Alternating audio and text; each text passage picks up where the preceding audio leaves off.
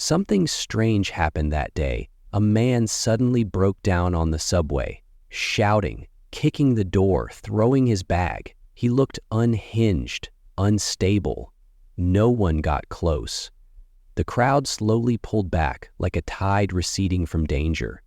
Some pulled out their phones to record. Others looked away, pretending not to see. A few smirked, then scrolled back to their feed. The train was delayed 15 minutes. Staff came, took him away.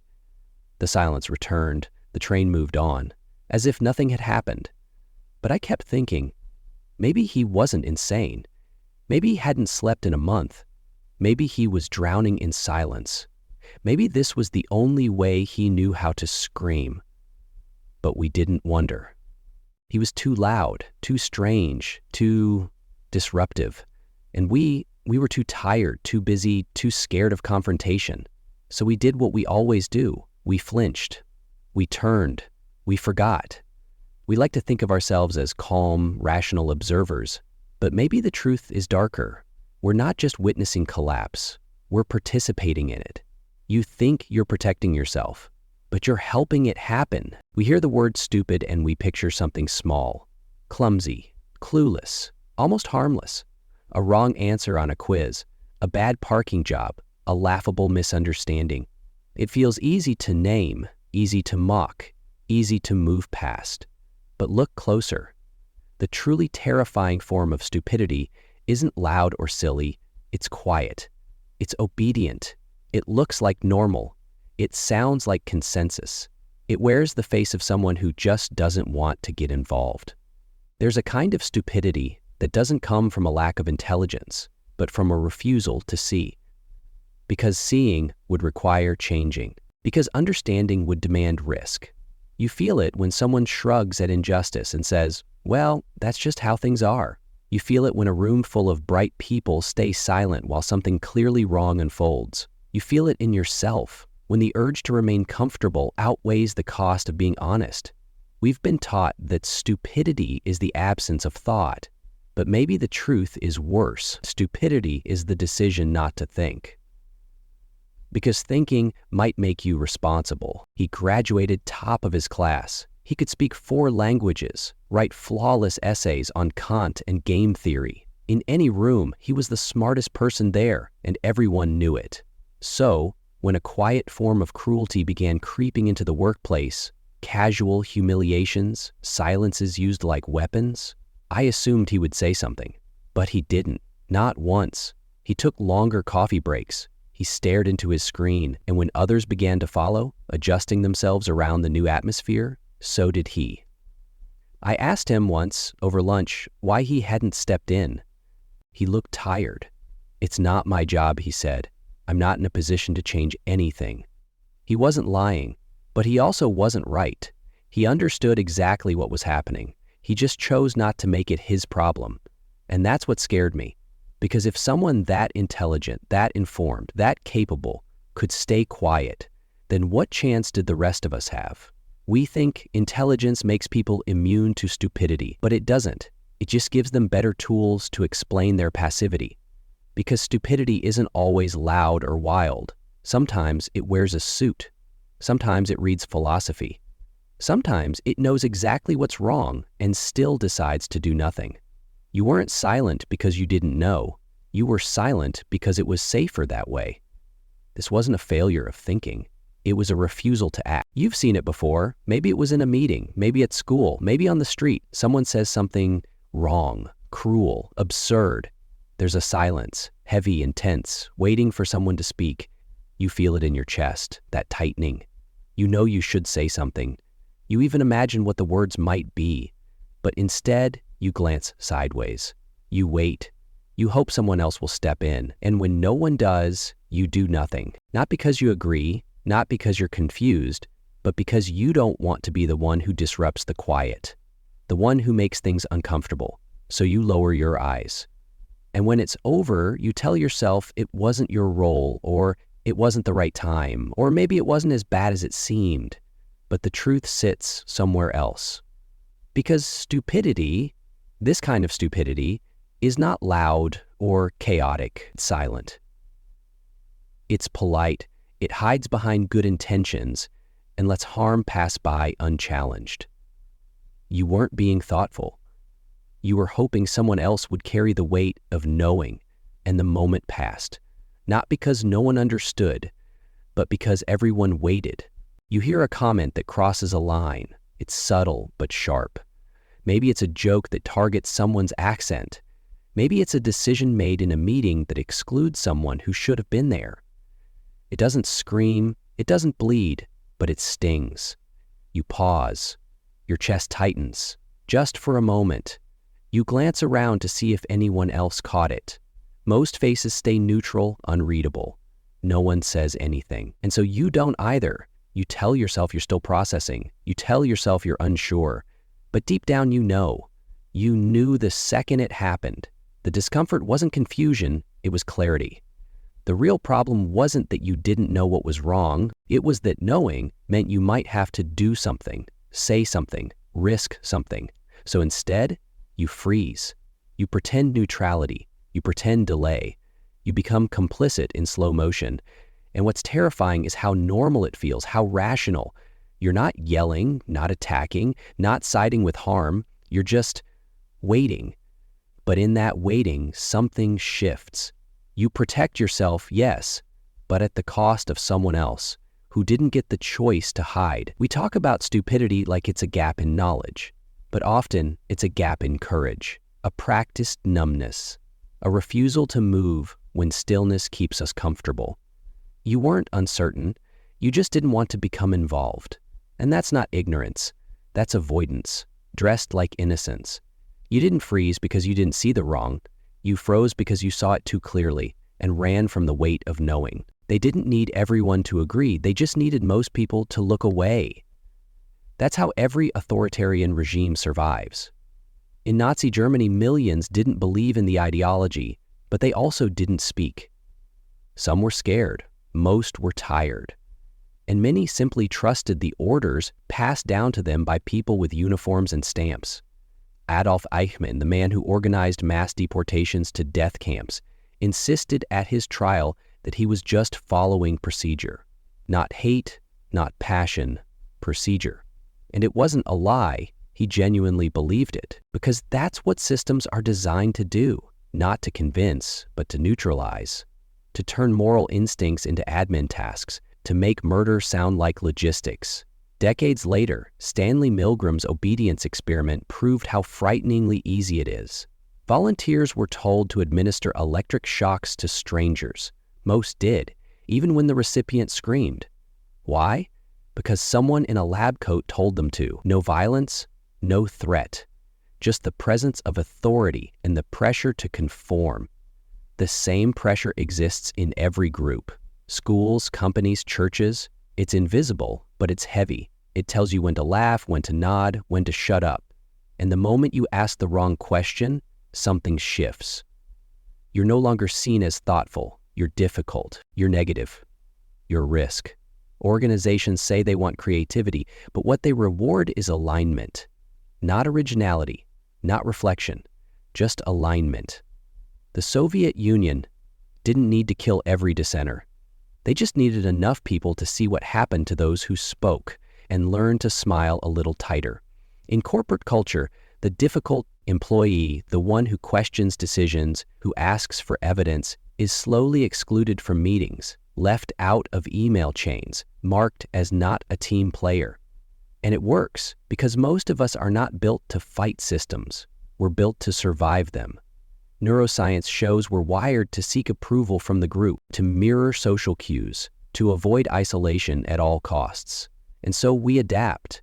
We mute ourselves. We trade insight for inclusion until we become part of a structure that rewards only those who never interrupt. But if thinking is so dangerous, if honesty is punished more than error, then maybe stupidity isn't an accident. Maybe it's a system. Maybe it's not that we stopped thinking, it's that we learned, painfully, what thinking too loudly costs. You weren't excluded because you were wrong.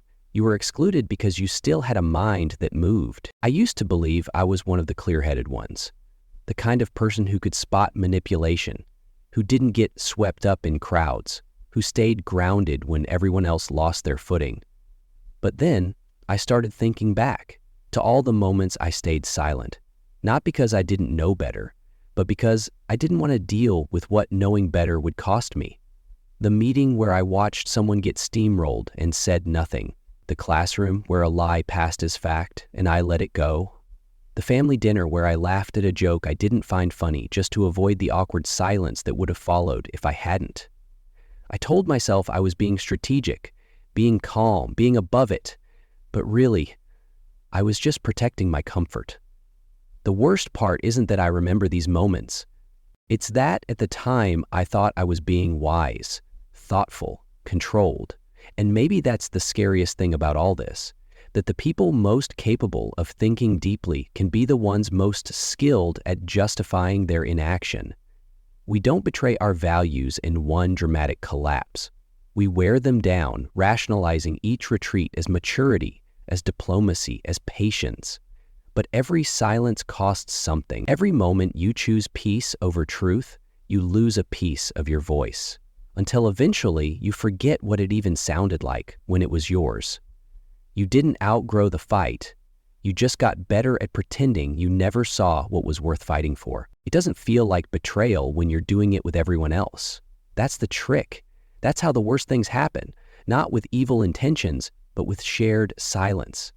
You see something off, a decision that quietly erases someone, a rule that only applies to the weak, a joke that punches down, and you look around, searching for a signal, but everyone else is nodding, so you nod too. You're not proud of it, but you tell yourself, this is how things are. You tell yourself it's temporary.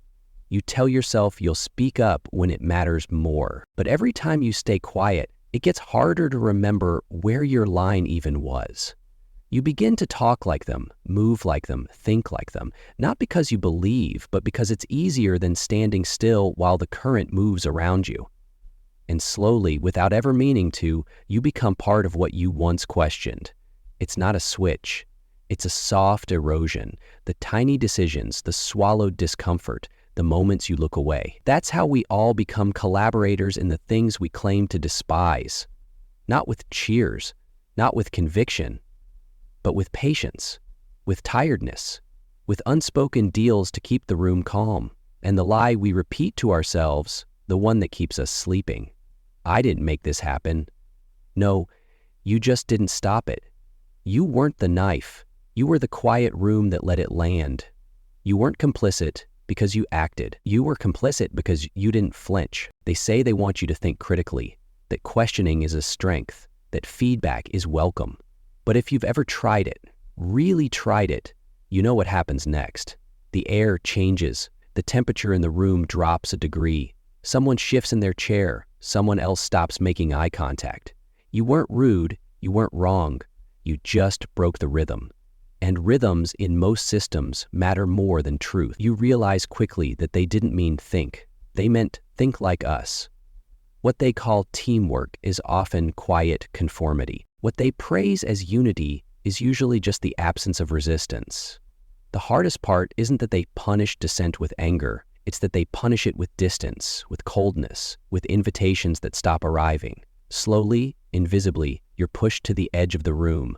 You start double-checking your tone. You rehearse silence, and eventually you become what they're comfortable with. Not because you were persuaded, but because you were worn down. I used to think the most dangerous systems were the loud ones, the angry mobs, the screaming leaders. But now I think it's the quiet ones, the polite teams, the ones who smile as they erase, who say, of course, while slowly shutting the door. You weren't ignored because you were irrelevant. You were ignored because you reminded them of what they gave up to belong. That's why reflection is dangerous, not because it's wrong, but because it brings the silence into question. You weren't excluded because you disrupted the group. You were excluded because you still remembered how to hear your own voice. We like to believe we'd recognize it, that we'd know when something was wrong, when a line was crossed, when a lie dressed itself up as policy. But that's the problem with the way it actually happens. It doesn't feel like a betrayal. It feels like routine. It feels like paperwork, like a new phrase in an email or a change in the seating chart, or a colleague who just quietly stops showing up. And you notice it. You do, but you also don't ask.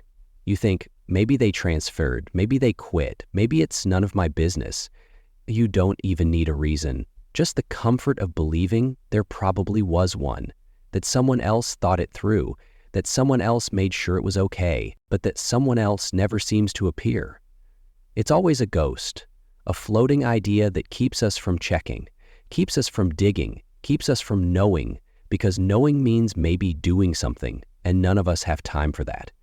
So we become experts at looking away, at rationalizing the missing, at making peace with the small holes that appear in our environments as long as they're not under our feet. And slowly, we train ourselves to accept disappearance as part of the pattern, not as a warning, not as a loss, just something that happens to other people. But the truth is, the first thing fear removes isn't your freedom, it's your curiosity.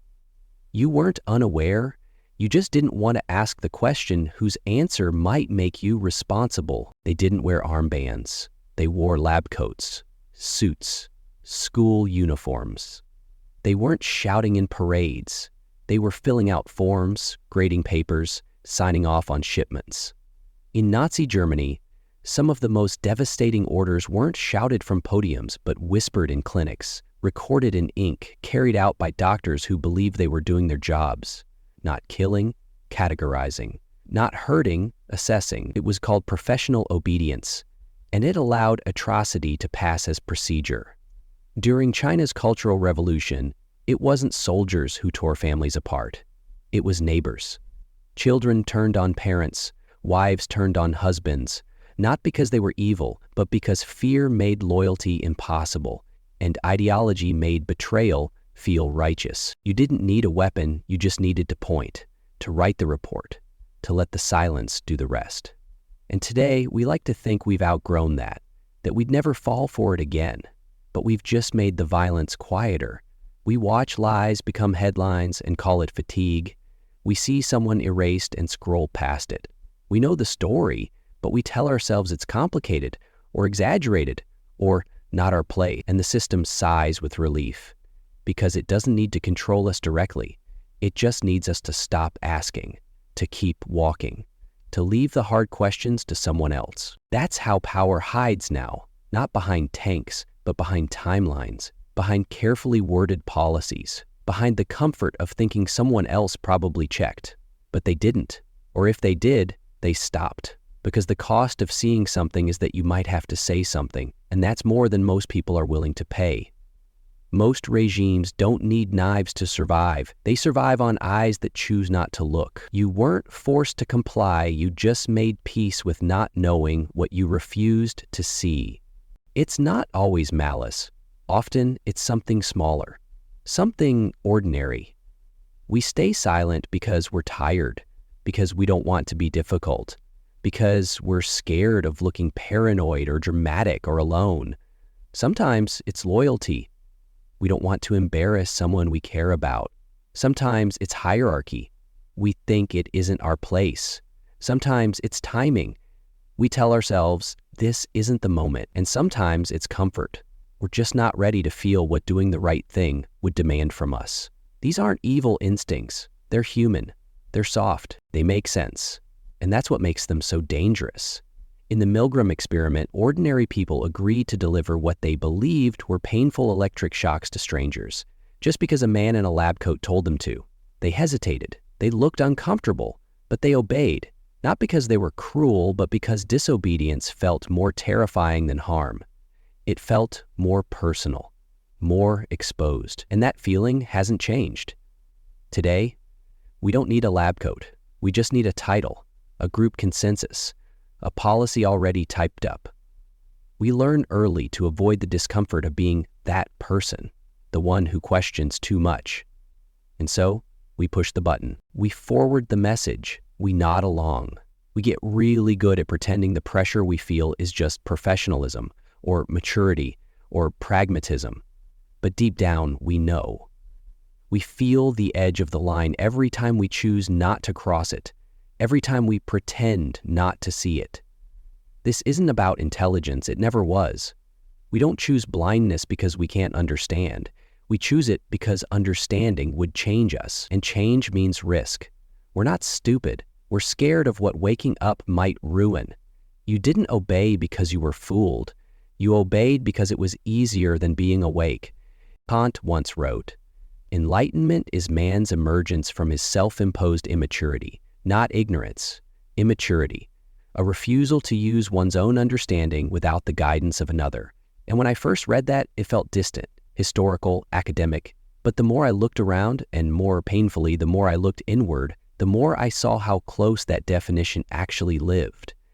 We tell ourselves we think independently, that we've grown into our own minds. But how often do we confuse independent thought with borrowed opinion, with curated identities, algorithm-fed convictions, socially approved doubts? You speak with confidence, but whose language is it? You say you've thought it through, but did you? Or did you just repeat it well enough to sound like you did? There's a particular kind of dishonesty that hides behind intellect, the performance of thought without the risk of thinking. And the risk is real, because real thinking isn't clean. It's messy, lonely. It drags you into contradiction. It forces you to sit with truths that won't flatter you and questions that don't have applause at the end. It strips you. And maybe that's why most people stop. Not because they don't care, but because honesty is harder than knowledge. We wear books like armor. We memorize ideas and call it depth. But depth doesn't come from accumulation. It comes from confrontation. So ask yourself, honestly, the ideas you hold, the values you defend, are they yours? Or are they what you've learned to recite so fluently you forgot they didn't begin with you? Because thought without ownership is just decoration. And thinking, real thinking, isn't about how much you've read. It's about whether you can bear the weight of the truth you already know. You weren't silent because you lacked insight. You were silent because you mistook agreement for understanding. It's tempting to turn all this into a target, to pick someone somewhere, some politician, some influencer, some stranger online, and pour everything we're feeling into them, to name the enemy and let the anger do the rest. But that's not thinking, that's discharge. That's emotional theater disguised as clarity. And we've had enough of that. The truth is quieter than outrage. It sits heavier. It asks more, because if this stupidity we've been naming isn't just out there, but also in here, in our delays, our silences, our polite agreements, then we can't scream our way out of it. We have to see it, patiently, repeatedly, relentlessly, not in the grand gestures, but in the unnoticed seconds, in the comment you didn't question, in the conversation where you let the room drift somewhere wrong because it was easier to go with it, in the moment where you laughed, not because it was funny, but because it kept you safe. Don't try to fix the whole world. That's not your job. Try this instead. Pick one moment, each day, where you would have gone quiet. And don't, not to perform, not to win, just to not disappear from yourself. Thinking isn't a shout. It's a stillness, a choice to stay present when everything in you wants to step aside.